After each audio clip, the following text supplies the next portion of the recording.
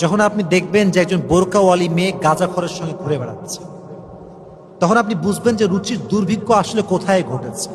I have seen a lot of people in my life, বোরকাওয়ালি সুন্দর, মাশাআল্লাহ, হিজাব পরে, বোরকা পরে, অনেক ভালো মেয়ে এবং অনেক ভালো ফ্যামিলি সে বিলং করে, বাট এমন একটা ছেলেকে সে পছন্দ করে, লাইফ পার্টনার হিসেবে চুজ করেছে, যার পুরো জীবনটা হচ্ছে কেমন যে বলবো, বলা কোনো ভাষা নেই।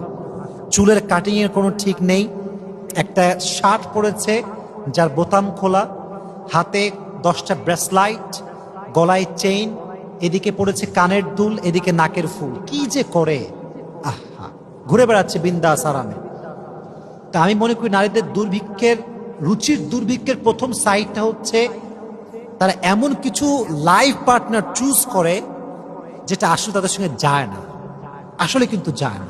হ্যাঁ, যদি আপনার মাইন্ড এরকম হয় যে আমি ইসলামিক লাইনে আছি, আমি এমন একজন মেয়েকে বিয়ে করব যে খুবই মডার্ন হবে, but she wants to be religious, she wants to come back to the দিন, এটা ঠিক আছে।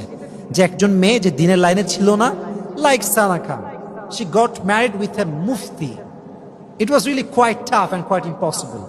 সে যদিও একজন বলিউড অ্যাক্টর, বাট সে বিয়ে করেছে একজন মুফতি সাহেবকে, দিস রিয়েলি গুড সাইড, মাশাআল্লাহ, ইটস ওকে।